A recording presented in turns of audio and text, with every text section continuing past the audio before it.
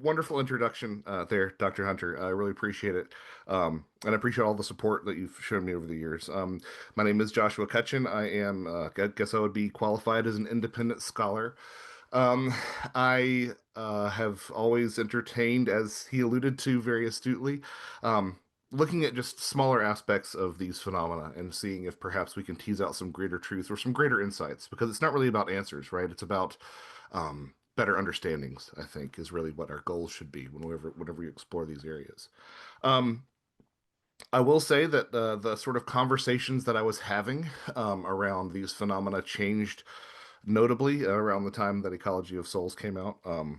Uh, it caught the attention of some people that I wouldn't have expected to catch their attention, which is sort of a weird and coy way of saying it. But I feel very grateful for the sort of conversation that it started around myself and my work.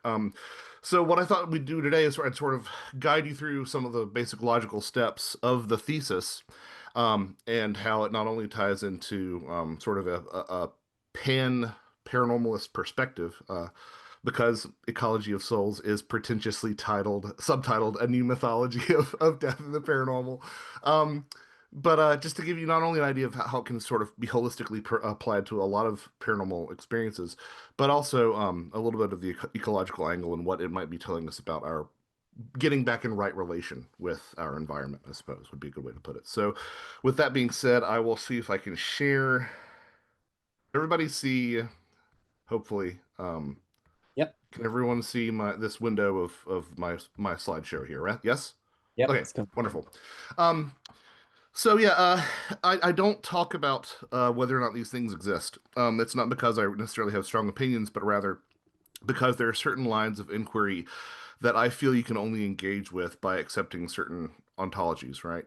And then running with them and sort of exploring them from the angle of, okay, well, if these things do exist, then what do they tell us about ourselves, about the nature of reality, etc. So there's an entire separate conversation getting us to a discussion of the afterlife, getting us to a discussion of whether or not these phenomena are real at all, but that's not exactly where I want to be. I want to stay um, with the idea that if these things exist, then how might they be interrelated? So I'll start out by saying, and again, forgive me if some of this is remedial for some of you. I'm not aware of everyone's sort of fluency with folklore and whatnot, but out of all the beings that we might talk about in folklore, fairies really do seem like the most ambiguous because over the centuries they've been sort of ascribed numerous origins, everything from minor pagan deities to elemental spirits, and in Christianity, even demons or angels that have been shut out of heaven or hell. But none of them have really been able to say quite for sure what these things are. And it's really ironic because I've found in my own experience that fairy traditions offer profound insights into various modern mysteries, not the least of which is the UFO question, which of course has been rebranded more recently as UAP, unidentified, unexplained aerial phenomena. As you'll see a little bit later, the sort of line of speculation connecting fairies and UFOs stretches back at least to the mid 20th century, but I think has a lot to offer us. Amid these conflicting narratives, one fairy origin really has interested me the most, and it's really remained largely overlooked in a lot of discussions, which is the fairy connection to the human dead. Because if you look at historical accounts, you'll quickly find tons of stories where the human dead appear in fairy dwellings, cavort alongside fairies, or even become fairies themselves.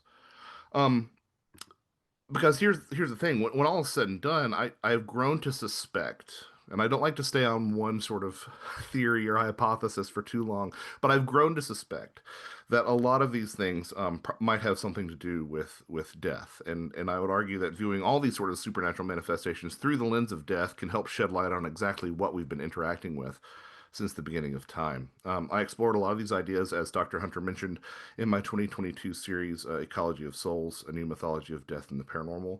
I won't get to everything in there because it's way too big of a work. Um, but I will say that viewing these phenomena within sort of an interconnected web similar to an ecology, I think is a very useful way to look at it, and also sort of helps to resituate our sort of perspectives when it comes to what the end goal, the end purpose of all this sort of stuff might be. Um, so, having said that, let's leave some preconceptions at the door. We tend to talk about extraterrestrials and we tend to separate them off from the supernatural because we've been conditioned or entrained to view them as, little green people in spaceships. But let's just set those ideas at the door, because at the end of the day, a lot of these look like spirit interactions. And if you go back to sort of one of the most interesting thinkers on spirits, Emanuel Swedenborg, 18th century Swedish theologian. He said, "When spirits speak with man, he must be aware lest he believe them in anything, for they say almost anything. Things are fabricated by them, and they lie. For if they were permitted to relate what heaven is and how things are in the heavens, they would tell so many lies, and indeed with solemn affirmation, that man would be astonished. Wherefore, when spirits were speaking, I was not permitted to have faith in the things which they related." In other words, who says we should believe any of the testimony that we supposedly get from channeled sources or from the mouths of these beings themselves, etc., etc., etc.? Swedenborg's philosophies, of course, influenced theosophical teachings of the late 19th century. And theosophy, if you're not aware, was a spiritual movement that really has shaped so much of our modern understanding of the entirety of the paranormal. Not only seances and spiritualism, but fairies as well. So, with that in mind, I think we should listen to old Emmy here and keep that in mind to sort of come to our own conclusions rather than rely on the self testimony of what of these intelligences might be. So, I think the first thing would be to sort of establish a connection between fairies and the dead, and that will sort of lead us down the garden path appropriately enough to where I want us to end up at the end of this discussion. Here's just a handful of examples shared from various folklorists, including Jane Wilde, Lady Gregory, and Walter Evans Wentz. Jane Wilde being Oscar Wilde's mother, um, all involving the dead being seen alongside with the fairies. For example, Clunta Proclus bride returned after passing away on her wedding night, instructing her husband to stand at the gap near the house and catch me as I go by. Doing so, he saw her ghost, essentially her spirit, among the fairies, but froze. There was a scream, and she was gone. Another example from Walter Evans Wentz, a wonderful compiler of early 20th century fairy beliefs. An Irish seer claimed that the gentry or the fairies are everywhere, and they often include the people who are drowned. There was an Irish informant with which he spoke who said that his drowned uncles and grandfather were among them. Um, Another example from Lady Wilde was that an Irish villager on November Eve was drawn into a crowd, drawn towards a dance in the distance, figured out that they were fairies, but not only that, a lot of the people around this person were uh, the dead, neighbors, family members, things like that. While constructing a wall in Ireland, a boy was assisted in the construction of the wall by the fairies, which included many neighbors that were dead among them. It doesn't get more explicit than that. Similarly, wonderful little tale from Lady Gregory. An Irish boy was leaving a churchyard and surrounded by these dark shadows. He reached an old fort and a fairy bush and began praying. His pursuers fled the moment the boy saw a woman that he knew before that was dead. And so she knew that she was amongst the fairies. She said, "It's well for you that I was here and worked hard for you, or you would have been brought in among them and be like me." Now, to be completely honest, these are not selective. You'll find stories like this over and over and over again in a lot of fairy traditions, and a lot of fairy scholars to whom I um, rely upon have sort of highlighted this relationship as well over the years. This idea appears throughout a lot of older fairy scholarship. Evans Wentz, whom I mentioned, his 1911 Fairy Faith in the Celtic Countries, mentions this. So does Catherine Briggs, a folklore scholar who is still thought of highly today. It is arguable, of course, that in primitive times all the dead were fairies and that Christianity has removed most of them out of the fairy power. And Lewis Spence, excuse me, basically said the exact same thing. He said that a greater number of resemblances seem to exist between the dead and the fairies than differences divide them. The connection also appears in the work of contemporary fairy scholars like my friend Dr. Simon Young. Traditional fairy believing communities in the 19th century tended, if they thought about the meaning of fairies at all, to associate them with the dead, and it's even possible that fairies were originally born from an attempt to make sense of death. And then finally, from my other friend, more independent scholar Morgan Daimler, who wonderfully encapsulated the contrary nature of fairies. The human dead aren't fairies, except when they are. Fairies aren't the human dead, except when they might be. Now, you might have noticed that a lot of these examples focus on Western Europe, Ireland, and the British Isles in particular. But the fairy dead connection isn't solely found in that part of the world. Um, I I don't really have the time to sort of go into this, but I would argue that pretty much every region, every inhabited region of the world has a little people tradition. To varying degrees, similar beliefs bring together fairies and the dead in these cultures as well. For example, among West Africa's Akan people, they believe in a race of small dwarfs called the Mamortia, which are these mischievous characters that are conceptualized as human souls. In the New World, tons of different tribes, including the Paiute, Gros Ventre, Blackfoot, Caddo, Inuit, Tucano, Comanche, Ojibwe, and Oglala, all share little people traditions where the fairies were described variously as ghosts, revenants, ancestors, or aspects of the human soul. There's just a lot of consistency here. If we look back again at Europe, and sort of look for ways to tease out the dead connection to the fairies in Europe, um, some descriptions of fairyland actually look a lot like the afterlife or even Christian purgatory. Fairy offerings in a lot of different cultures closely resemble ancestor worship. And fairies are also given the same powers traditionally held by ancestors. They can inflict good luck or bad luck, cause a good or bad harvest, or can cure or inflict illness. It's pretty much the same suite of abilities that we attribute to them. There are tons more connections and correspondences to go into, but again, we just don't have all day. But you might be wondering, this is sort of contrary to what a lot of us are taught in our own religious teachings, even in sort of our more secularized ideas of what the afterlife might be like. We'd never be like, oh, yeah, you can die and become a fairy. Like, how does that happen? Um, well, I think that there's another way of thinking about this. So it sounds strange to a lot of us, but we know that a lot of different cultures actually believe it's possible for the human dead to change into all manner of other spirits after death. You don't just die and remain a ghost or go to the afterlife, you can actually become something else. This is seen in indigenous Australian traditions where ancestors might become a landmark, like a mountain or a valley. Um, Another good example, when Buryat shamans die in Siberia, they're buried for a while, then dug up, and then reburied at a new location. And once they're at that new location, once they're buried there, they become a guardian or presence of that place. They basically change from being the revered dead into being a genus loci, a spirit of the place. You can find similar practices in island Southeast Asia and Oceania. But the person whom I think has best sort of summarized this sort of mechanism or this tendency for the human dead to become other things, at least in imagination, if not literally, is one of my favorite scholars, Claude Lecouteux. He writes my favorite UFO books, even though he never mentions the word UFO.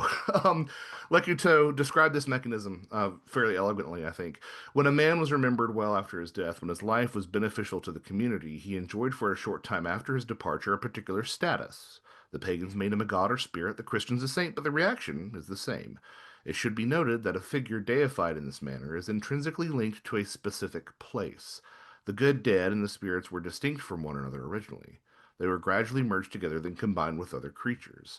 The local spirits and the dead worthy of offerings were merged with elves by virtue of the latter's beneficial nature and their habitat, and all were the object of agrarian and or domestic worship, and they were therefore demonized by the church and merged with the dwarves, creatures reputedly malevolent and dreadful.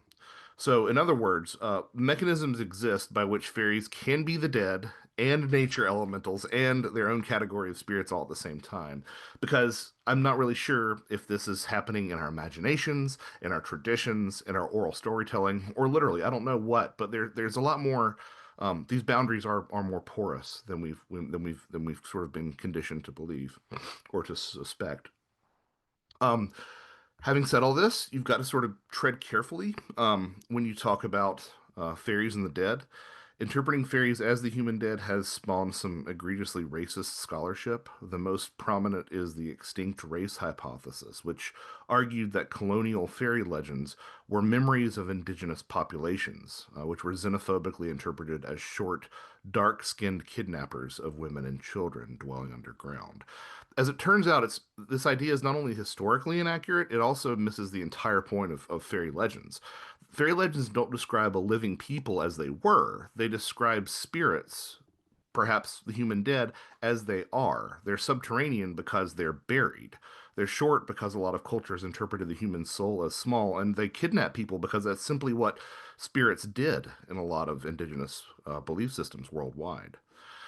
So if you can set aside that misuse, reinterpreting fairies as the dead gives us new ways of looking at some age-old contradictions. One of my favorite examples is changelings. The idea is that fairies would substitute a person for something else, either a sick baby fairy, an elderly fairy, or uh, an enchanted effigy, more or less.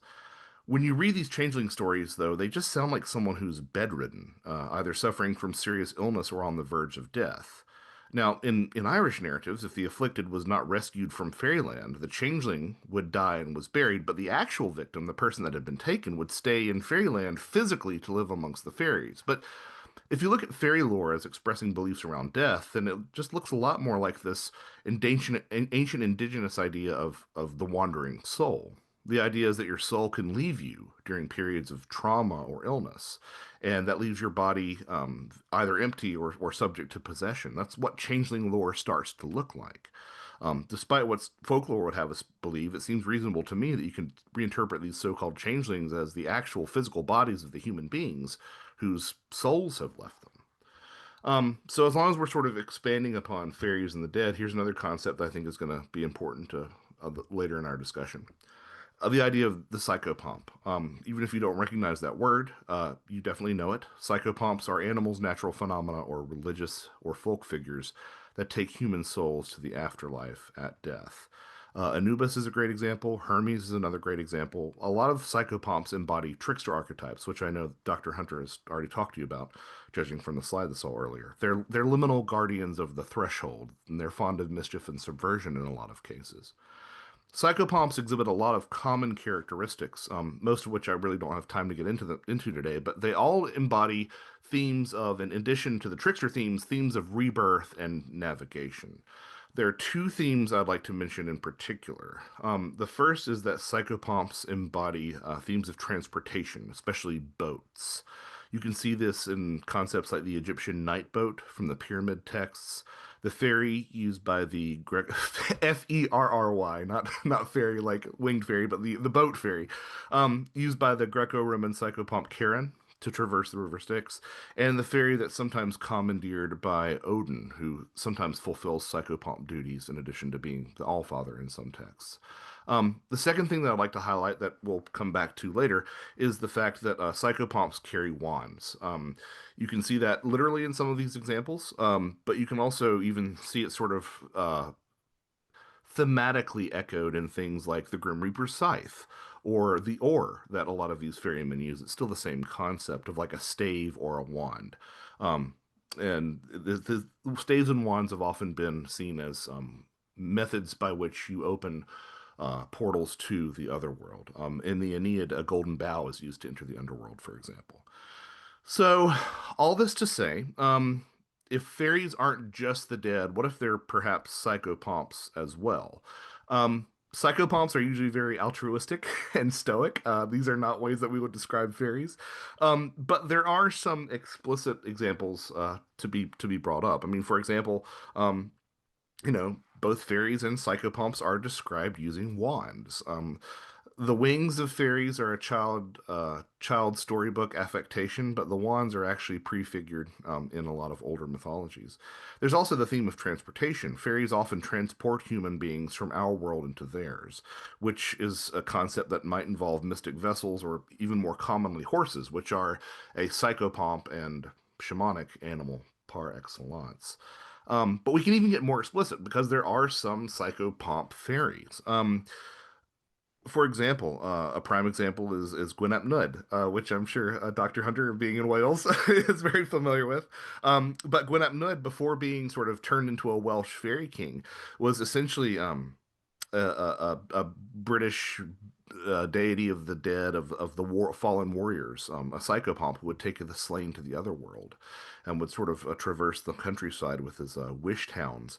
I normally try to pronounce the Welsh here, but I'm not going to do that this time, Jack. I'm not gonna make myself look like a fool. But anyway, yes, we have some explicit connections there. There are also some interesting, intriguing firsthand stories in the modern era. Dr. Simon Young, who I mentioned earlier, has compiled this fairy census. He's compiled two of these actually, and there's this one really interesting story in the first one. An Irish eyewitness told Simon that, long story short, her aunt recalled a friend who was a local vicar who had passed away, and while reading outside, she heard some small voices and then noticed that coming through the orchard towards her was the dead vicar, looking pale and stricken, surrounded, and indeed pulled along by several fairy people about the size of small children clasping his cassock. Shocked, she immediately jumped up and ran inside the house. Now, although this takes place in Ireland, it really reminds me of the Scottish superstitions surrounding the fairy tynd or the fairy tithe. It was this idea that the fairies owed an annual, or sometimes every 7 years, septennial, tithe of human souls to the devil. The concept sort of has this psychopomp mouthfeel, if you want to think of it that way. Um, so yeah, what does this have to do with UFOs? Because I mentioned UFOs in the beginning. So um, let's get to the UFO part. To understand why I'm even bringing UFOs into discussion, we sort of need to dispel some popular culture tropes about what we do and don't know about this phenomenon. For over 7 decades, the discipline of ufology has really been trapped in what I would consider a stranglehold. By which I mean that the most popular interpretation of UFOs is that they are extraterrestrials. This is called the extraterrestrial hypothesis, or ETH. It holds that we're dealing with physical nuts and bolts spacecraft piloted by flesh and blood extraterrestrials visiting Earth from some unknown planet. Little green scientists, right? Um, I don't like this interpretation. I think it's myopic. I think it sympathizes with a materialist or physicalist view of the universe. And it also deliberately ignores a vast majority of eyewitness testimony. And it's based upon, quite frankly, I think, a wholly unstable foundation. Because in the end, the bulk of evidence supporting the extraterrestrial hypothesis comes from three sources. The first is that we see these things in the sky, right? They must come from outer space. Never mind the fact that we have all these traditions of aerial otherworlds or heaven or spiritual revelation coming from above. Second, we think that they're aliens because authorities allegedly retrieve crash flying saucers. Never mind the fact that we don't really have definitive published evidence, or the fact that with a little bit of imagination, so-called crash debris kind of looks a lot more like apports and poltergeist cases, or saints relics, or dare it be said, fairy boots, fairy chalices, and fairy flags. And third, the reason that we think that these are aliens, I mean, aside from pop culture, is that the beings that pilot these craft tell us that they're aliens from other planets. Never mind the fact that Emanuel Swedenborg said things are fabricated by spirits and they lie. So, to make things even more sort of complicated, tons of experiencers, eyewitnesses, describe their time with these intelligences in spiritual terms. And this isn't to say that every encounter is, pleasant. They certainly aren't, but a vast majority can easily be classified as metaphysical. Judging from reports, if these are aliens, these are really really strange aliens because they're preoccupied with human souls, and very unmaterialist, unphysicalist things happen in their presence. Things like synchronicities, telepathy, out of body experiences, poltergeist phenomena. I mean, you get the idea. So, with that in mind, while the extraterrestrial hypothesis is by far the most popular interpretation of UFOs, and honestly, it's changing daily, I see interdimensional ideas trotted out more often now. It's still far from the only interpretation, and few have really advanced alternative hypotheses regarding UFOs more thoroughly than Dr. Jacques Vallée. Vallee's proposed a number of explanations of UFOs over the decades, but none, I think, have really had the same contribution as his seminal 1969 work, Passport to Magonia. The title references the mythical cloud realm from medieval French mythology, from which fantastic ships piloted by nefarious sky wizards would emerge, then vanish just as mysteriously. Throughout Passport to Magonia, which I strongly recommend everyone read, Vallée outlined tons of correlations between spirit phenomena broadly, fairies specifically, and contemporary UFO sightings. And in doing so, he really pioneered a fresh new perspective. And his observations range from like really specific idiosyncratic regional fairy folklore to like, broader, more archetypal ideas. Like, we had little men in green became little green men, right? It'll be really easy to get sidetracked right here. I plan not to, but here's just a really, actually, now that I look at it, extremely truncated list of similarities between aliens and UFOs. I have a list that's probably got like 25 different data points on it.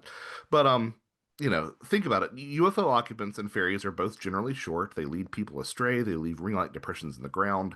They inflict things like paralysis at a distance. They like hiding in subterranean spaces. They engage in glamour, shapeshifting, and psi phenomena. They both love to kidnap people. They are frequently associated with anomalous balls of light, which, of course, by the way, are a long-standing concept of the human soul that stretches at least back to Neoplatonist thought, as well as a lot of indigenous beliefs and systems, to be quite honest.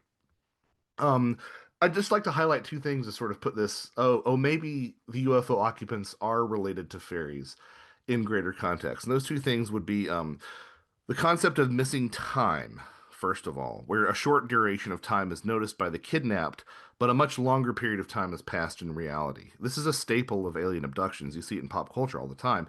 Vallée noted the similarity of this to older fairy encounters, where the abducted might perceive just a few hours passing in fairyland, while years, sometimes generations actually, would pass in the human world. It sounds a lot like missing time to me. The other thing that really sort of was my personal road to Damascus moment in terms of these similarities, was the idea of alien implants. This was very popular in the 80s and 90s. You don't see it as much anymore, but it's this idea that extraterrestrials will take an abductee and they'll place some sort of tracker or corresponder in underneath the skin to act as a way to monitor or track the abductee's movements.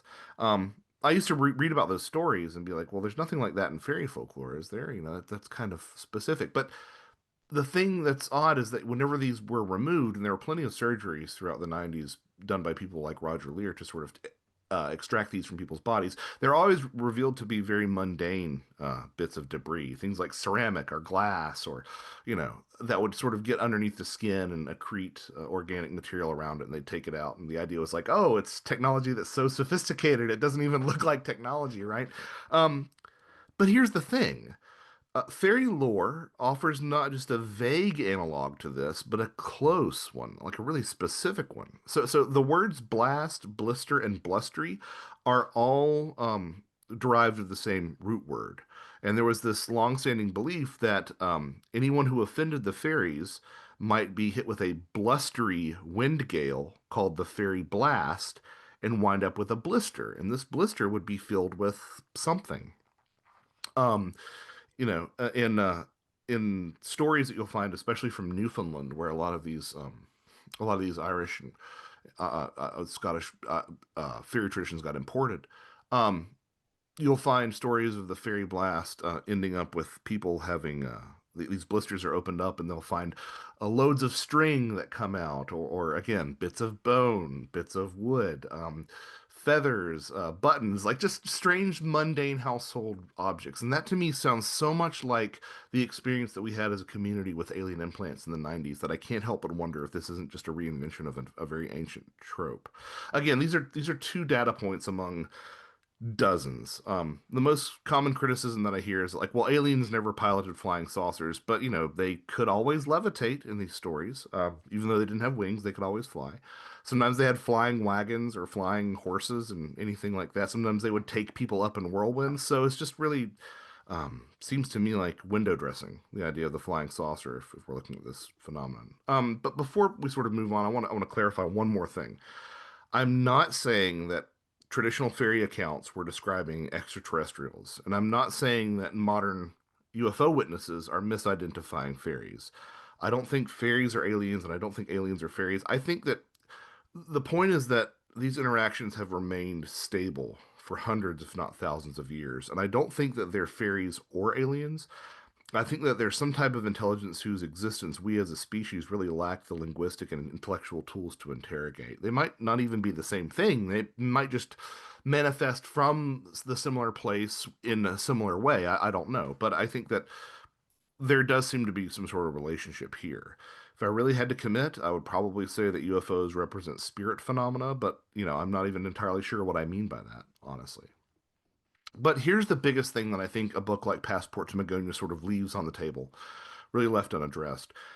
If fairies were associated with the dead and modern UFO occupants resemble fairies, then what does that say about the dead and UFOs? In other words, if we put the transitive property to work here, UFO occupants might be the human dead, or at least have some sort of connection to them. And this is really, quite frankly, a simple truth that you won't run into at your traditional UFO conference. The human dead appear all over testimony from contemporary UFO witnesses. Alien abductees see dead loved ones during their time aboard these craft. Not often, but frequently enough that their omission in these reports from the literature really does seem intellectually dishonest. And if the dead don't appear aboard the craft specifically, people will have periods of intense UFO activity in their lives, and they will have ghosts or dead loved ones haunting their homes. Um, I compiled three appendices in Ecology of Souls mentioning different cases. Here are some examples. I'll go through these really quickly. I don't think it's necessary to dwell on them. But this is one of my favorite ones. Circa 1963 in Massachusetts, one experiencer recognizes several other people during her recurring abductions, including an individual identifying as Ingrid Swinson. Researchers track down Ingrid Swinson. She matches the witness's description, but the problem is that the two of them have never met. And for starters, Ingrid Swinson lives in South Dakota and is dead. Um, an example from the Dominican Republic. Virgilio Gomez is flagged down by someone says, "Oh, I supposedly died, but I was actually taken aboard a UFO." While he's driving down the road, this individual flags him down. Date unknown, location unknown because it was mentioned in a rapid fire passage in one of Whitley Strieber's books. Um, Someone recognized their best friend shortly after UFO experience and asked if they were related. Another one of my favorite examples from London in 1978. Taking a rest while walking her dog, one Mrs. Mary sees a large ball of light hurtle through the sky and rest in a stand of trees. Two short figures emerge from the area before another figure, now sitting beside Mrs. Mary, draws her attention. It is Mrs. Mary's father, who has passed away 6 years earlier. Mrs. Mary loses consciousness before her daughters come and rescue her. Afterwards, she's racked by pain, and paranormal experiences fill her home afterwards. Another experience from the Virgin Islands in 1987, where abductee Lily Martinson sees her brother at the foot of her bed, remembered under hypnosis as a gray alien. Who's to say which interpretation is correct? I don't know. Um, Allusions to they had my dead uncle with them. June 9th, 1997, in Gartenroth, Germany, a witness sees a triangular UFO pass overhead, is compelled to return to her dead friend's graveside, and goes over there in a trance. And as she reaches the graveside, she hears her deceased friend's voice, and she's pleased that she has visited her, and her mania subsides. And then finally, date unknown, location unknown, and abductee claims my brother was there, and he's dead. Again, don't have time to go over all this stuff, but UFOs and their occupants, they also behave in really ghostly ways, right? They pass through walls, they disappear in plain sight, they leave behind EVPs on recordings made by paranormal investigators. Anomalous lights and structured craft can appear around the time of death, especially when experiencers are about to tradition. And UFOs have actually been summoned by Ouija boards. On top of that, numerous indigenous traditions in southern Africa and the New World regard UFOs as star people, ancestors who play an important role in our transition from the world of the living to the world of the dead. UFOs appear often enough above cemeteries and graveyards that some researchers have called them hotspots. This idea interfaces a little bit with an idea that Dr. Hunter mentioned in passing, John Keel's idea of window areas. And I think, not to preempt what he wants to share with y'all, but I think it's worth mentioning here. In Keel's words, window areas often centered around an Indian mound or an ancient archaeological site. UFOs seem to congregate above the highest available hills in these window areas. Now, in, of course, Western Europe, spaces underneath hills and mountains were often regarded as fairy residences. We see the same kind of belief in Scandinavia and Eastern Europe regarding the human dead. And there's a long-standing tradition of, oh, the aliens have an underground base under Mount Shasta or wherever you want to say, Dulce, New Mexico, right? But according to Keel's definition, these window areas were defined by things like ancient indigenous monuments, mounds, earthworks, etc. That's very interesting. I always find it really fascinating. This is the Etowah Indian Mound here. It's about 30 to 40 minutes from where I live here in Georgia, U.S. And it looks just like a fairy fort. It looks so much like a fairy fort, it's not even funny to me. This is prior to them actually excavating the site and doing maintenance on it. So, but I just find it so fascinating that these indigenous American mounds look so similar to a lot of these hill forts and whatnot. Anyway, I digress. Um, I don't want to go too far with this because obviously, this is going to get close to some ancient astronaut tropes that I don't ascribe to, or it's going to demonize indigenous spirituality, which is not my thing either. Some people would say that these were built by extraterrestrials. That's not my take either. I wholly refute that interpretation. Instead, I see these locations for what they are. They're sacred sites erected by human hands at places of power, specifically designed to communicate and commune with the other world.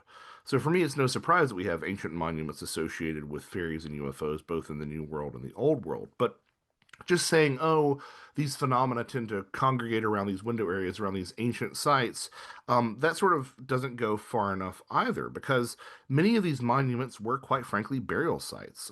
Some were intended that way from the beginning, some deliberately became burial sites over time, and some became burial sites accidentally. But a lot of these ancient sites are burial sites. And to give you an idea of the scope that we're dealing with sometimes, for example, at Tara in Ireland, a Neolithic passage held more than 250 cremation deposits as part of its ritual construction, followed by over 1,500 skulls and burials inserted into the mound above. And in America, 3 of 12 skeletons at Ohio's Kiefer Mound were discovered in a circle with their skulls placed between their thigh bones. It's been said that as far as these mound building cultures in America go, we know more about the way that they treated their deaths than we do that they treated their lives. Um, as I mentioned a moment ago, in some places these ancient sites evolved into burial locations. Dr. Nairi Finlay found that Irish Neolithic sites like megaliths were repurposed for infant burials. Now, look, I confess to ambivalence about what this means. Either human remains draw in things like fairies or UFOs, or all three are one and the same. But either way, I think that there is some sort of connection here worth exploring. Um, Similarly, you've probably heard stuff about ley lines. A lot's been made of that concept, especially in places like Europe. Um, Similar routes exist in Asia and are supposedly exist in North America as well. They look a lot like the trooping pathways of fairies in places like Ireland. Modern ufology adopted ley lines a long time ago, saying that, oh, they're UFO travel routes or they're navigational aids or maybe they're even power sources along which UFOs travel. But to me, these have been what they've always been. They're these straight paths that are used by spirits traveling between sacred sites. I strongly recommend the work of Paul Devereaux, if any of you are unfamiliar with that. He really does a lot of great work looking into the history of this idea, which is reflected in a lot of the dead straight death roads in Europe that you'll find between churches and burial sites. You can even see this in the supposed flight paths of some New World shamans. Mayan Sekbiob, the straight roads that they have, might well be a representation of shamanic flight. So returning to UAP, and I promise that we're sort of closing the back half of this right now. Um, but this is something I think is important, worth mentioning too. From the beginning of the UFO era in 1947, the people involved with it, the contactees, the abductees, the experiencers, they've come to ufologists with stories about UFO occupants revealing to them memories of past lives, secrets of reincarnation, and even things like pre-birth memories. These people are often ignored, though, and that's just intellectually dishonest to me. Ufology began not as a scientific pursuit, but as a spiritual one. Its earliest adherents were heavily invested in things like spiritualism and theosophy. If we travel sort of a little bit of a level deeper, into the world of like symbolism and archetypes, a lot of these similarities, but these connections between UFOs and the dead become even deeper and more meaningful. One of the most pivotal moments in my journey came when I read a quote by Anne Strieber, the wife of Whitley Strieber. Whitley, though a controversial figure, had an undeniable influence on ufology and pop culture. Many modern alien abduction tropes actually stem from his 1987 bestseller, Communion. But after its release, thousands of people wrote to Anne and Whitley, and Anne read all of the letters, and she kept a notepad of themes that she kept on noticing as she read the letters. And one of the things that she wrote down that really stuck with Whitley, and obviously apparently stuck with me, was this has something to do with what we call death. This, the alien abduction phenomenon, has something to do with what we call death. Um, exactly what? I don't know. I would propose, among other things, though, that UFOs and their occupants just might be psychopomps, those figures that lead humans to the afterlife. Because beyond all the connections I've already mentioned, the psychopomp motif, remember we've talked about boats. That's a very common recurring psychopomp idea. And ufology is a transportation obsessed discipline, right? Where they coming from? Where are they going? Where are they taking me? All these ideas. How do they get here? Transportation, boats, psychopomps. The flying saucer serves the same function as a psychopomp's boat. It transports human beings to another world. But when a culture has mapped the entire planet, the destination is no longer a mythic mountain or an island of the dead or some undiscovered country.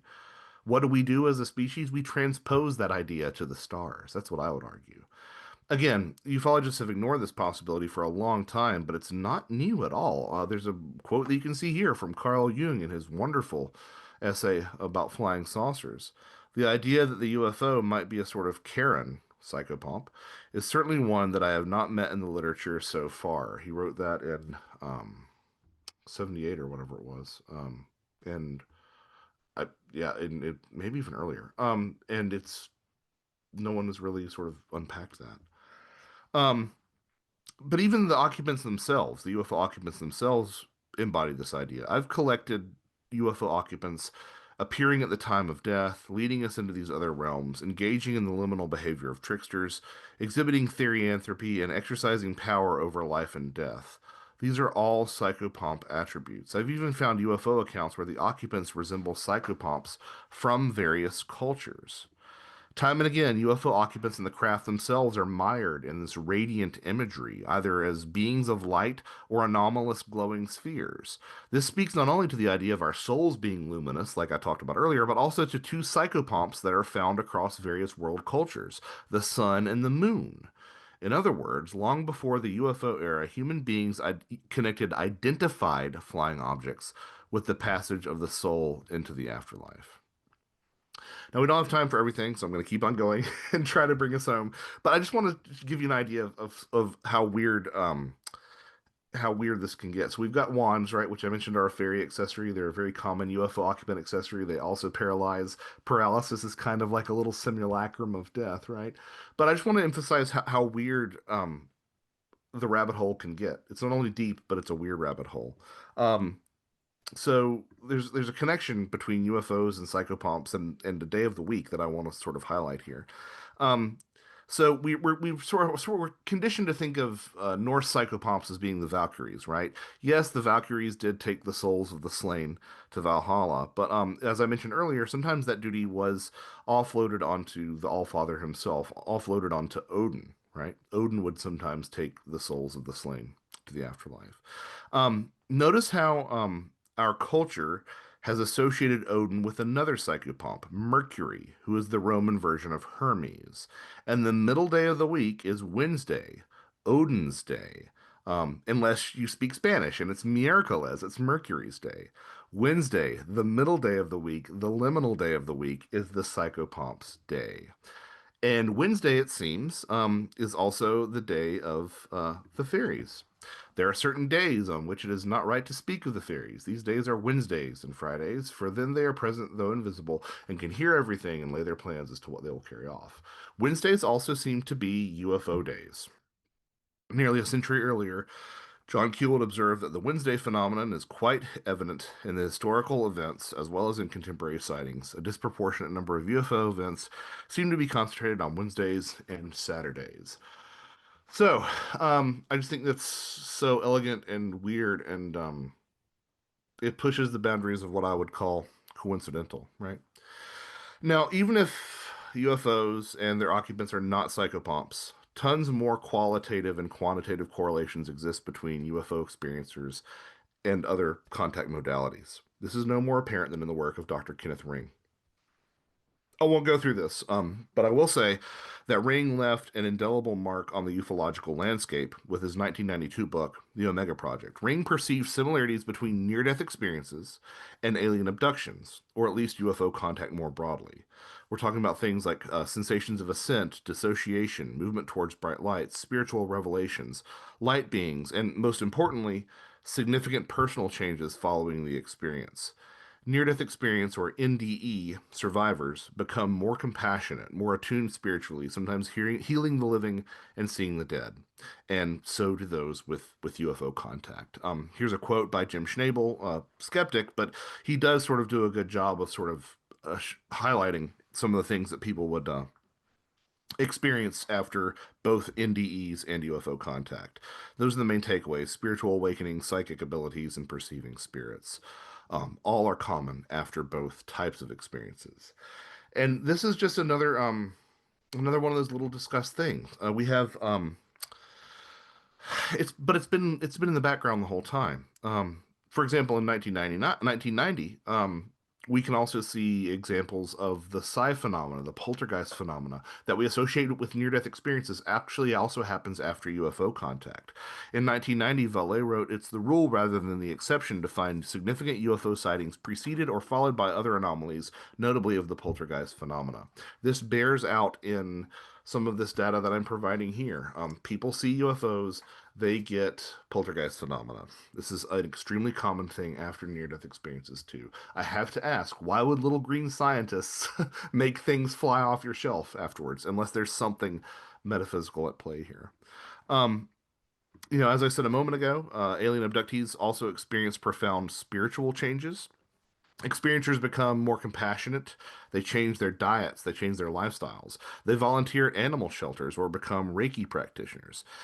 This sort of thing is evident most recently in the work of Dr. Diana Walsh Pasulka, whose books are filled with people whose post experience lives really blossom with this greater sense of mission. I believe Dr. Hunter also mentioned that in Mac's work as well. But again, this isn't a new phenomenon at all. I mean, European fairy abductees would sometimes become healers, seers, or spiritual leaders, even priests. A great example is the 17th century Cornish case of Anne Jeffreys. Anne returned from fairyland, and that left her as a much sought after faith healer and clairvoyant. Yet even this doesn't go far back enough into history because in reality, all this contact, this sort of threshold experience followed by a profound personal change, it really does seem to point to another concept. And it's really late in the conversation to bring this up, but it's part of this. It might be the most important part of this. It's the concept of shamanic initiation.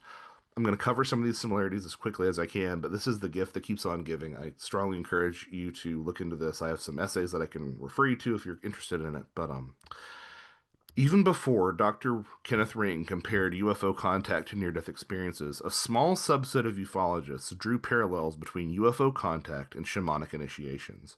The primary champion was Indiana University folklorist Dr. Thomas Bullard, who discussed the similarity 3 years prior to Ken Ring in his own masterwork, UFO Abductions, The Measure of a Mystery. I will also add that there's a dissertation you can find online by Simon Harvey Wilson. He's since passed away, but it's a wonderful dissertation on the similarities between UFO contact and shamanism. Now, before we keep going, a word on what I mean by this. We shouldn't flatten belief systems, right?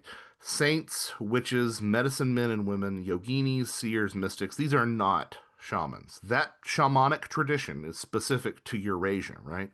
However, we can perceive what I would describe as a semi-shamanic shape between a lot of these different disciplines.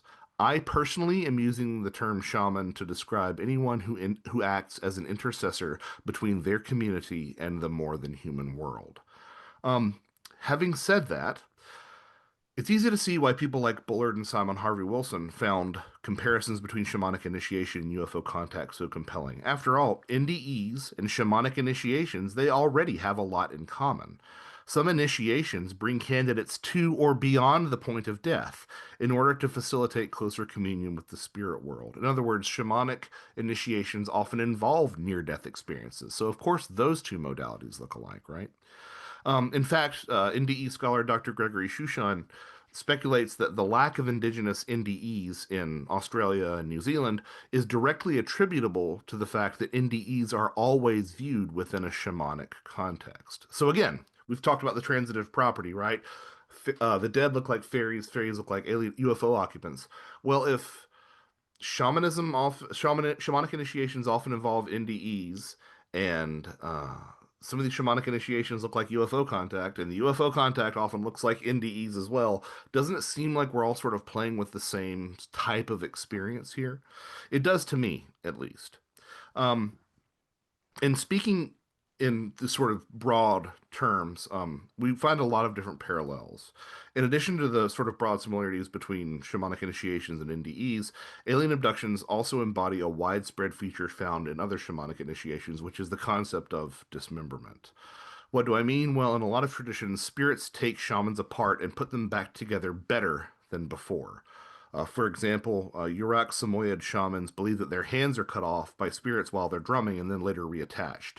In the Yakut culture, spirits kidnap their shamans for 3 years of time in the other world, where they behead them and force them to watch as their bodies are diced into tiny pieces. These pieces are distributed to the spirits of every disease, who cover them anew with flesh, provide new blood, and reassemble them. Similar ordeals are peppered across the globe. With just a little bit of imagination, you can see how these surgeries are in more invasive UFO experiences look a lot like the disassembly of shamanic candidates by spirits in indigenous cultures. In these narratives, initiates are put back together after their metaphysical mutilations to better serve as intercessors between worlds. I do think it's worth mentioning that UFO contact is seeming to change a little bit. We're seeing less of the sort of surgical pageantry and more of like consciousness downloads and things that look like astral traveling. Again, these can be understood within a shamanic context without that specific dismemberment motif, but I think it's interesting to see how the sort of the way that we're interfacing with the phenomenon has started to change over the past probably 15 years or so. But having said that, something else that I think really drives home this comparison is the alien implant and fairy blast stuff that I was talking about earlier. Remember, I talked about how those seem so similar. Well, um, compare the concept of foreign objects from the other world to this passage on initiation from Mariko Namba Walter and Ava Jane Newman Friedman's book Shamanism, an Encyclopedia of World Beliefs, Practices, and Culture. Renewal and replacement of body parts by magical substances or the organs of the spirits themselves is a persistent motif. In the Arctic, candidates might be reforged with metal, while the eviscerated Australian medicine men were packed with rock crystals or snakes, the crystals being given the same name as the rainbow serpent. Crystals also feature typically in South American initiation, whether introduced into the body or being carried as organs removed to the outside. In this new condition of heightened sensory perception, the shaman's body, like the world itself, is turned inside out, newly revealed. In each case, the fairy abductee, the NDE survivor, the alien abductee, and the shaman, all these cases, human beings come back from these experiences changed. We are put in contact with the other world and we return richer.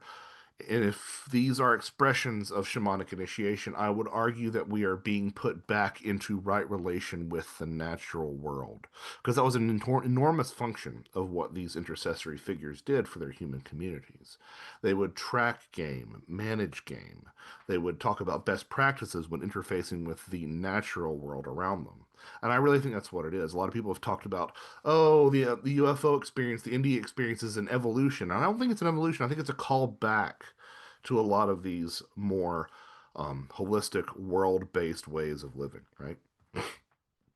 Now, if all these things are connected, then why is the UFO creating shamans? Well, I think it really does speak to how modern culture has no place for people who have these experiences.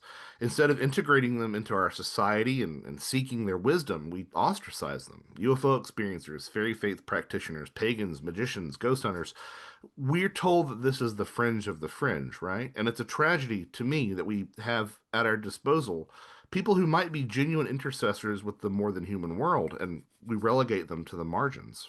I can't put it better than author Joe Lewells, who, in conversation with my friend Mike Cleland, said, the people who have UFO experiences are, many times rather unwillingly, being dragged into a shamanic apprenticeship. The people having these experiences are being taught how to heal, their consciousness is being elevated, they're being given opportunities to help people. We need shamans, and if society doesn't provide it, the universe will.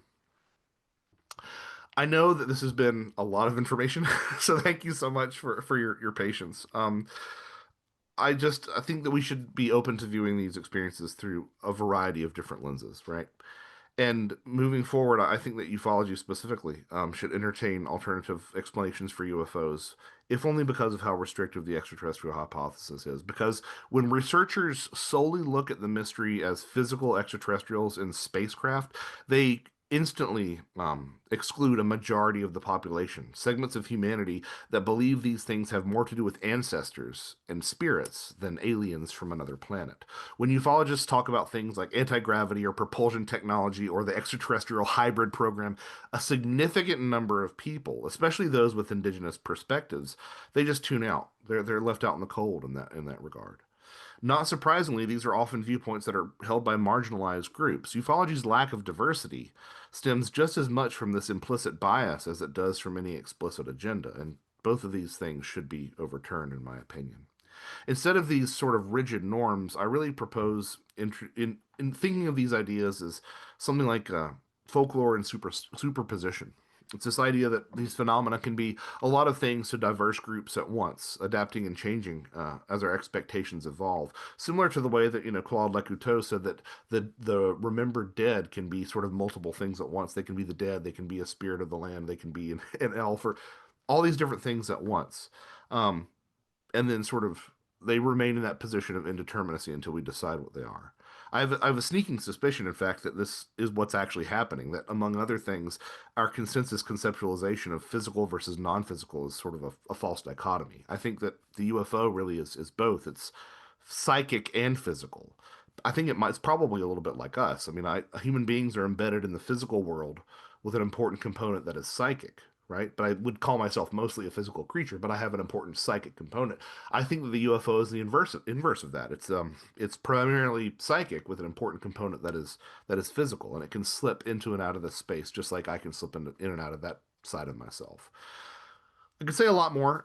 Thank you so much for all of your patience. I've tried to provide a microcosm of these ideas here. Hopefully you can see sort of all the different things that you can explore when you sort of adopt this different perspective of what these phenomena might represent.